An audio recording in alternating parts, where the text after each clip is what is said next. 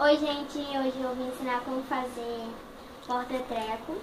Você pode colocar lápis, alguma coisa. E você vai precisar de uma caixa. Pode ser caixa de leite, mas essa daqui é de Nescau, chocolate. E você vai precisar disso, coisinha de brigadeiro, pra você fazer um enfeite, assim. Você vai precisar de tintas.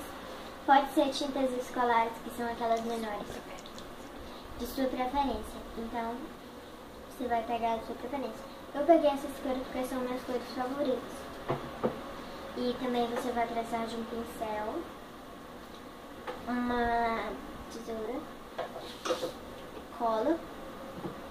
Talvez a gente pode precisar de isso, né? E também você vai precisar de um balde de água. Porque quando você for pintar, se você for trocar de cor, molhar um no outro, não fica assim, sabe? E aí você vai precisar de folhas pra fazer borrão. Então, gente, vamos começar. A gente vai pegar a caixa de leite e vai abrir ela assim. Vai abrir.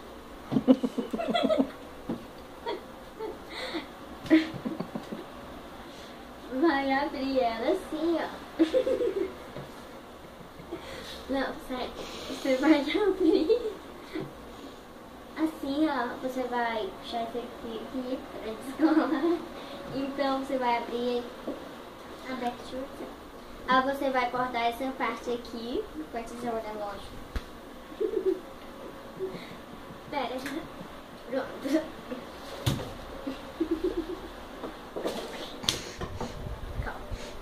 Calma. Não é gripe. Que foi, mãe? Mãe? Pois, gente, você vai cortar essa parte. Você vai cortar essa parte.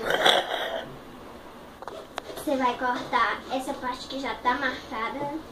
Já veio ela marcada porque ela tava vindo dobrada. Se você quiser peça ajuda de um adulto, certo? Aí você pode cortar reto, mas é porque eu não sei muito cortar reto, mas você pode medir, corta bem retinho. Então eu vou pedir a ajuda de uma pessoa aqui, que é a minha assistente, e ela vai fazer isso. Por enquanto, a gente vamos pausar, né?